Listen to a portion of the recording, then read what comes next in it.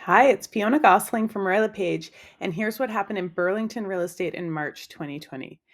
Burlington real estate astounds me. It is outperforming most markets in the sense that we've seen a correction through most real estate markets in Canada in the last number of years, and we don't seem to see the same correction in Burlington. I mean, prices are down slightly, but prices are always down, up and down month over month, and there's just not as many transactions as we would normally see. So in some regards, of course, we are seeing the same effect.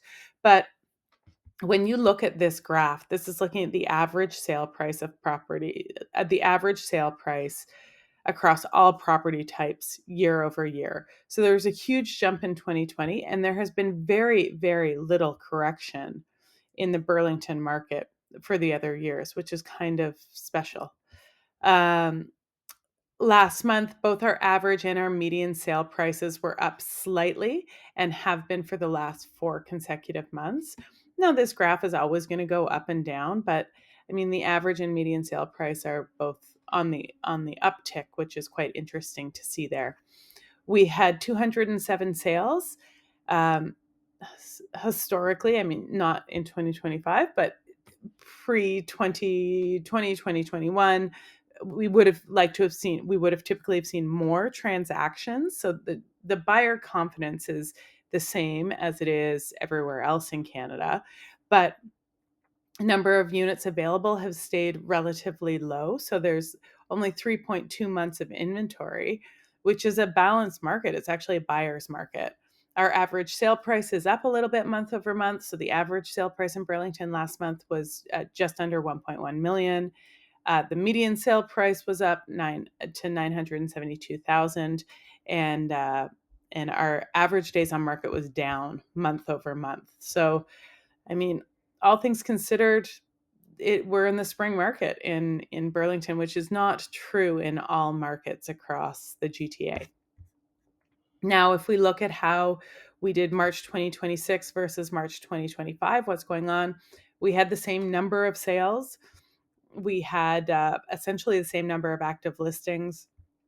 Our average sale price was down about 7%. And that's looking at this market snapshot. So this March versus last March, when you look at the trend in general, it is not necessarily as grim as 7% clear across the board. And it is taking a little bit longer to sell. So the average days on market last March was 27, this March, 39. When you break that down and we look at detached homes, townhouses, or condos to look at the average sale price, things are doing quite well. Average sale price was 1.430, and days on market was 2.5. So that's a buyer's market. Townhouses, the average sale price of a townhouse was 858,000. Months of inventory was 3.1. Again, a buyer's market, creeping into a balanced market, but a buyer's market. And then condos is still a seller's market with 5.3 months of inventory. But the average sale price is doing quite well at $655,000 there. And because for my benefit, all of these numbers need to be taken I needed the reminder as to what that means. So I like to look at what's been going on in the last 4 months. What's the trend here? And December and January are always slow months, but our average sale price is creeping upwards and down a little bit over last month. But I mean, I would anticipate next month that would be up. If you look at townhouses, it is pretty flat, clear across here. The last 4 months, it's pretty uh, steady there.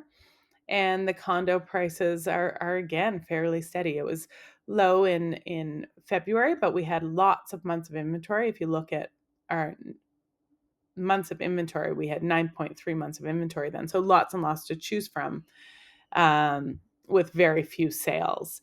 And this month we had quite a few more sales. So that's going in the right direction. Any specific questions, don't hesitate to reach out. I'll check back in next month. But if you're thinking about buying or selling in Burlington, it's a pretty good time to do it. Talk to you soon.